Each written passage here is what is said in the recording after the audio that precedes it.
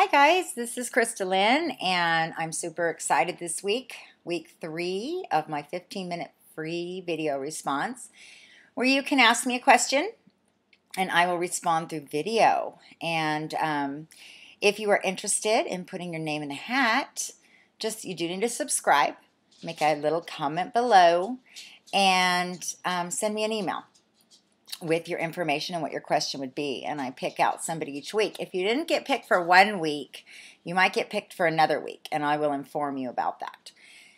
So this week, oh, hold on, I have one more exciting thing to tell you guys. Don't miss next week's episode.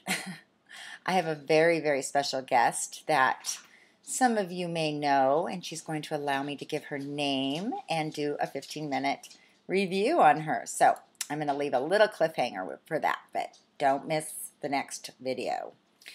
Okay, so this week, I just had such a heart for this chart. I like that, heart for this chart. I had a heart for this chart because it's very similar to mine in some ways, and so I really understood this person in a different way than I might understand another chart. In this chart, we have a Pisces Ascendant, Pisces Rising, okay? We have a Virgo Sun and a Pisces Moon. Now, I'm going to stop right there, and we're going to talk about that for a minute, because anytime you see Pisces Moon, stop what you're doing and pay attention. This is a very special placement. I also have this lineup of a Pisces Rising, Virgo, and Pisces Moon. So I feel fairly equipped to talk about it. Pisces Moon. Wow. Okay, let's just start there, because this is just, whenever you see Pisces, we talk about depth of emotion.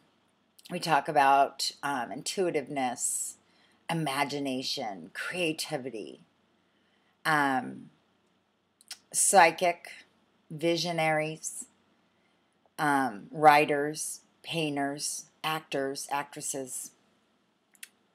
But one thing I think that's not talked about a lot is the fact that when you have Pisces in your chart, really anywhere in those planets and in other places, but when you see Pisces in your chart, we're talking about Neptune. Neptune is a very spiritual planet, and there's a veil between us and spiritual things.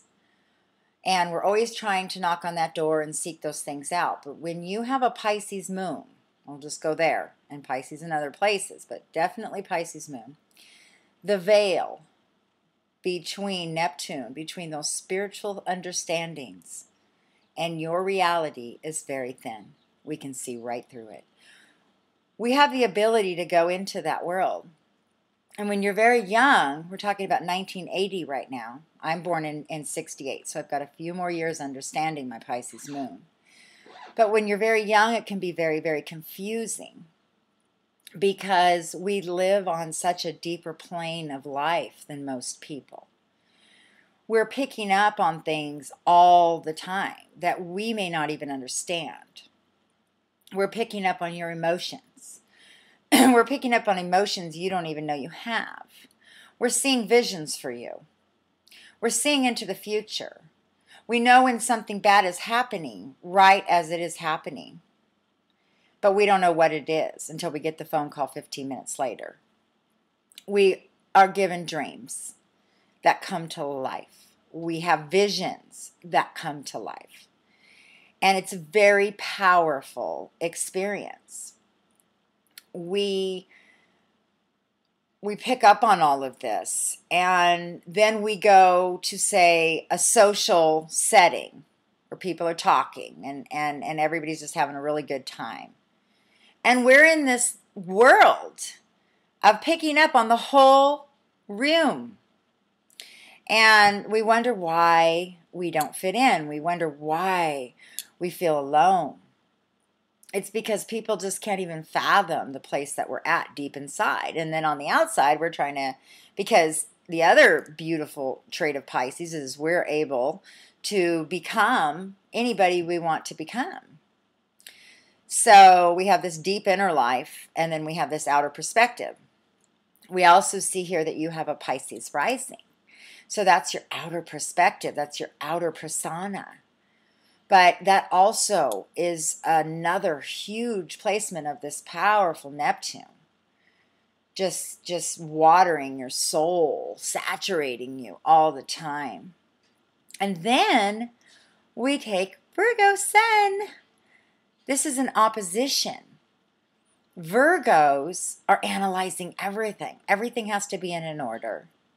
We're analyzing, we're rehashing, we're investigating, we're shuffling files, we're controlling our worlds, controlling our emotions. So the part of you on the outside that's articulate and that knows what you need to do. And then there's this underworld that's just flowing and water and erratic energy at times, and it's like you can't control it. And so it can be this strong opposition. So what is it that you're going to do with this? I just want to say, because we also know one of the things that happens to people with Pisces is that they do experience incredible euphoric moments in their life. Nobody can experience the height of a Pisces in emotion and in feeling and in inspiration. When you have that moment where you have that spiritual moment or that magical moment, you feel it more than anything. But with life, what comes up must go down. We can't stay in that euphoric place all the time, and we want to, because I'm telling you right now, there is no high better than a Pisces moment of inspiration and vision. It tingles through your whole body. It's warm. It's exciting. You can just see into the future, and you know it's going to happen. And if you're my age, you've seen it happen enough times that you really know it's going to happen because you've got that experience and you can trust them now. When you're younger, you don't know what they are. You're just like, is that for real? What am I experiencing? But what happens is when we go to that high place, because we're trapped in these physical bodies, it's a lot of electricity and it's a lot of energy. And it's a very deeply spiritual experience. And so when that dies out, which it usually dies out after a couple of days, a lot of times we'll plummet down. And we can plummet even into a deep depression because the emotion, everything's gone, just drained from our bodies. And we can't even imagine how we were thinking like we were a few days ago. And that's why you see so many Pisces being diagnosed as bipolar. It's not really bipolar. It's that the fish can go as high as it can go, and it can go as low as it can go. That's why you see Pisces as, writers, because they can write from the depth of their souls, of the pain or the emotions that they've had, because they've gone there. And they can be the greatest visionaries because they've seen the future. And so in your message to me, you were sharing that you were struggling with trusting others and feeling like you could have a friend that will understand you. And that is the struggle of a Pisces, because that's why we hear a lot about Pisces in isolation. Because it's very hard. People don't understand the level of our world that we are capable of going into. And they can't go as deep as we can go. And we feel very frustrated that we would just want to find somebody who can go there with us. So maybe we need to start a Pisces group. No alcohol, though. That's why when we talk about addictions, because so much of the time Pisces get labeled as being addictive, well, it's true. Because we go to that place of euphoria. We don't like to come down. And so it's very easy to mask that feeling through substances because that down is so low at times. But what you have to understand and trust is during those down times, They're required. They're beautiful. Embrace them. I'm just learning how to do this, you guys, just now. Maybe if somebody could have explained this to me 20 years ago, that I would know all these cycles up and down I went through. If somebody could have explained to me that it's in those down times that I'm rebooting, that I'm regenerating, that I'm resting, because I give out so much and I take in so much. And then I can just go be quiet by myself for a couple days and pull out the book or pull out the pen and paper or just go sit in the sun and meditate and just listen to beautiful music and embrace those times. Don't hate those times. Everything about life is like, don't feel, don't go down, you have to be up all the time. Well, the life of a Pisces is not like that. And so it can be a really big struggle. And so what I want to share with you is that you, and looking at your chart, are an amazingly creative person. And not only do we have a Pisces rising, Virgo sun, Pisces moon, we've got a Virgo Mercury. So your brain is like so articulate and so detailed, but your spirit is so full and so intuitive and so wise. You're the old soul. You need to find an outlet for this creativity. And I hate to tell you, but I am just seeing writer, and the last 3 charts I've done, I just keep seeing these writers because, you know, they're all Virgos, but more so than that, Virgo Mercury, okay, come on, editing, articulate writing, but this beautiful thing I see here is this Venus in Cancer. And that can be another experience that you have of feeling alone, because think about the crab. You know, his emotions are out there. And that's what's hard. It's this balancing act of your mind working, you're extremely intelligent, and your emotions and how you feel. So not only are you taking in this huge amount of energy from Neptune, this spiritual and depth side, you're taking in a lot of energy from the moon through your Venus, and that's in your love and how you love other people. So you're a very devoted person. You love so deeply. And it can be so frustrating to love so deeply and yet feel like, people just can't experience love on that level. And that's true. And it is sometimes just the way things go. So what you have to do to counterbalance all of this incredibleness is give it a creative outlet. Balance yourself out creatively. What are you doing? Okay, now I also see this Mars in Libra. Okay, Mars in Libra is interesting. You're just a really gentle guy, and you are so caring. You could be in the medical field if you're not already. I don't know what you do. We haven't talked about that. But you're always trying to balance this out. Your whole life is spent trying to balance out this intelligent side with this emotional side. Trust the universe.